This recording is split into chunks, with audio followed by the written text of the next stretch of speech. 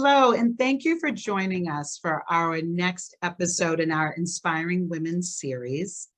I'm Celine Gordon, and today I have the pleasure of speaking with Samantha Fonseca.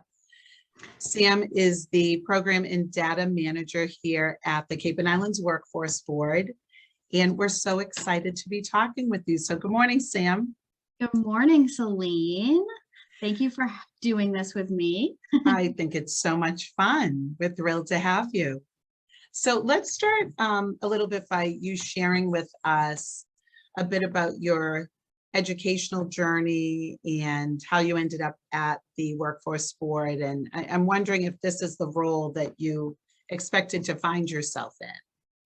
Yeah, that's a good question because I've certainly had many different paths that I followed in high school and then in college. So I went to vocational high school in Plymouth, and I was able to participate as a freshman in the exploratory program. So that allowed me to explore all the different trades that I could possibly be a part of during my high school career.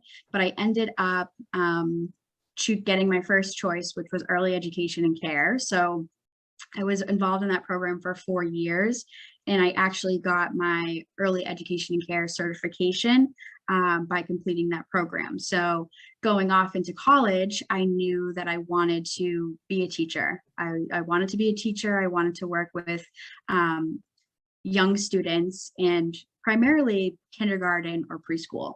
So when I went to college, I went to Worcester State University, and I declared my major as education. And with an education major, you had to choose a double major. So I double majored in psychology.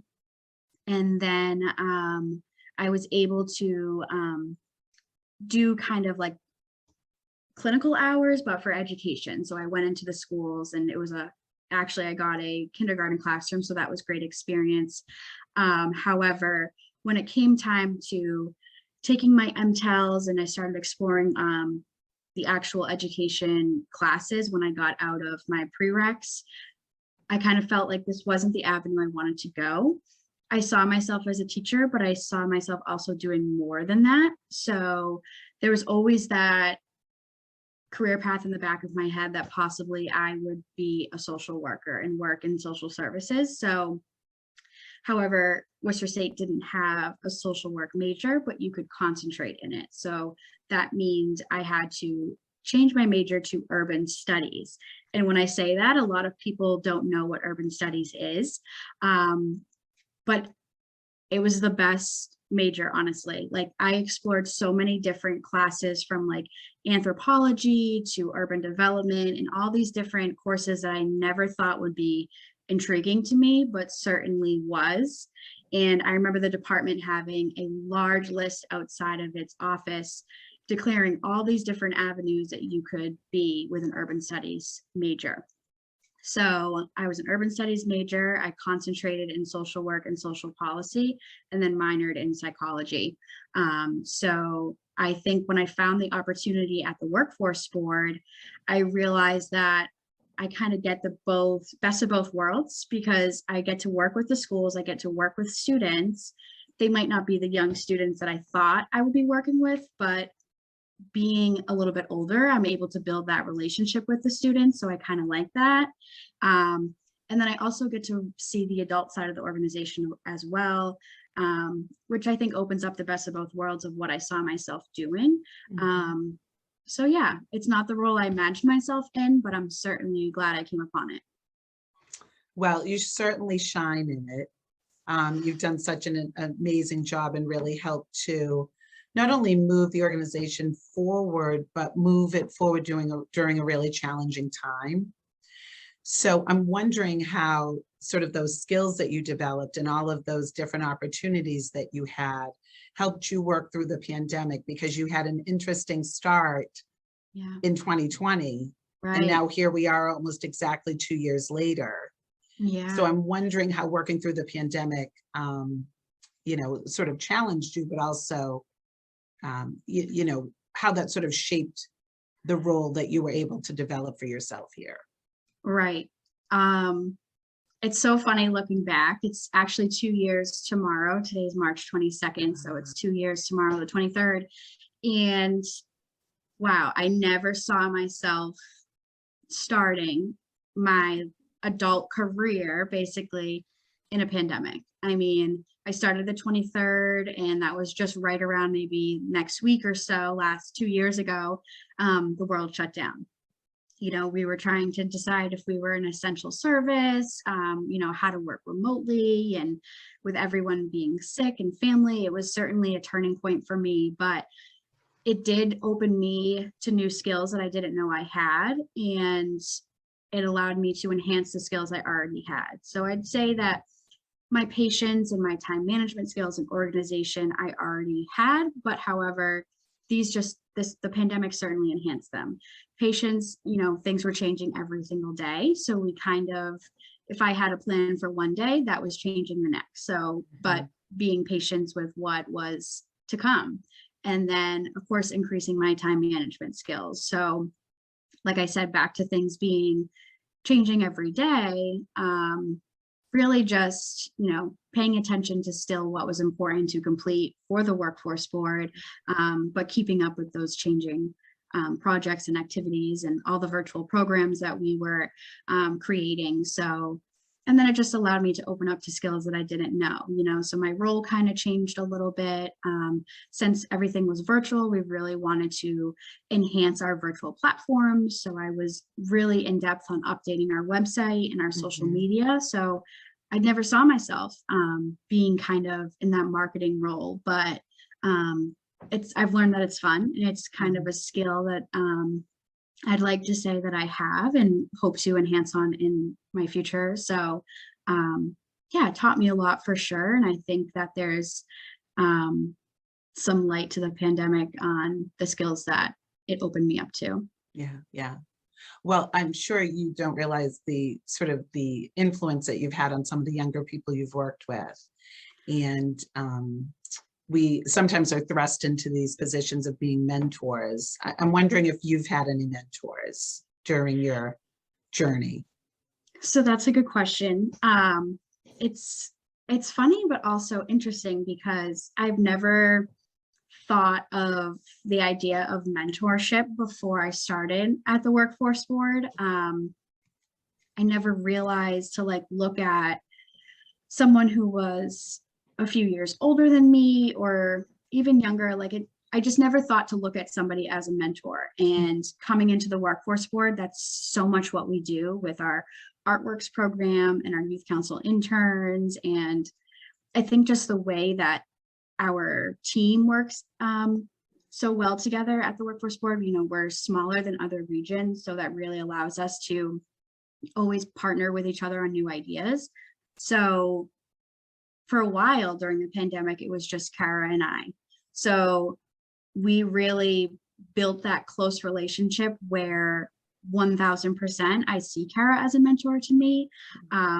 I can't even describe in words like the amount of things that I've learned from her. So, you know, she's really pushed me to be the best employee and person that I can be in this role and even beyond. You know, she's opened me up to new opportunities I never saw myself doing. So, and I came from a coffee shop. I used to work at Mary Lou's. So this is kind of my first adult job.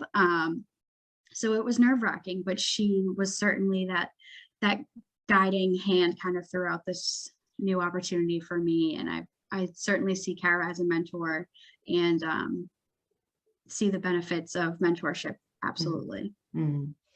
So obviously she helped you get into positions that she had complete confidence in that you could do, and you really have, you know, mastered them, and you're such an integral part of what we do here. But now that you're in a managerial position, what have you learned about yourself that you didn't see before? What has that allowed you to see?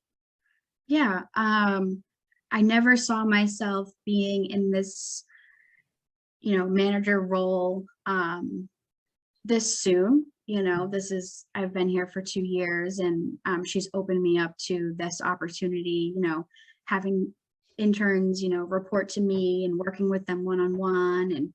um, it's taught me that can do more than I think I can do, if that makes sense. It's just proven to me how much I can accomplish, and that, you're always growing. You're never just, you don't just cap off at your, professional development, let's say. So, it certainly opened my eyes to things that I didn't know that I could accomplish in my career. Mhm. Well, I know you've taught us all a lot. So we have sort of that multi-generational, we have an interesting mix here. Do you think that organizations benefit from having diversity in leadership, and how does it help create a different culture, or a culture that's really positive? Absolutely. Like you said, our team here is diverse in an aspect where we are multi-generational, and everybody brings a different perspective to the table. And I think having that diverse but small team allows us to come together, and we sit around the table and everybody's giving their own creative perspective, and those perspectives come from their own experiences. So I think that it is important and beneficial to have diversity in leadership, and in a business or organization, because the creativity and ideas certainly flow as everybody brings their own idea and perspective to the table, because they've been through something that you haven't. So yeah. Yeah, cool. So is there anyone in your past, or even currently today, that particularly inspired from, or that you draw strength from or inspiration from in your daily Mhm. life? Yeah, I'd have to say my mom and dad. They've taught me everything that I know today. I go to them for everything. They have been through me through the good and bad, but certainly I think their qualities and everything they have taught me today comes from my grandparents as well. My dad's side of the family is from Portugal. They came here when my dad was in first grade. I've been able to visit there. I've seen how they've grown and how this family has grown, and it's been done through hard work and perseverance for sure. So everything that I've learned and been inspired from is from my family 100%. Yeah, yeah, that's great. So tell us a little bit about how you manage you have a very busy professional life, and I know you have a lot of interests as well, what you do when you're not here, and how do you manage and create that work-life balance? Yeah, so that's a good question. It's something that in college and growing up, I always heard others talk about. Make sure you separate work and life. And I think it's a challenge for many, but you start to learn what works best for you. Um, when people ask me what my hobby is, I say shopping. So I've made my shopping my retail therapy. Just to kind of get your mind off of things. Like, I just go and shop and spend the day. But I'd say it's different for everybody, so how to find that work-life balance, I think you might take some time, but you certainly find something that works for you to kind of separate the two and get your mind off of work when you're not working. Right, right, right. So lastly, I'm wondering, you are a young manager, you've really made your mark on the Cape, and wondering what career advice that you would have for people really maybe more in the earlier stages of their careers, especially having gone through this pandemic. I think there's some folks that might not be as optimistic as they were, several years ago. So what advice would you have for them at this point in their careers? Yeah, I'd have to say, it might sound cliche, but to take things day by day and not to stress. And I know that's easier said than done, but I think we all strive for perfection, but we're all human. So if things don't come out perfect or the way that you wanted to, it's okay. Life's going to go on, the day's going to go on. So don't stress, take your time with things. And if it's not perfect, it's okay.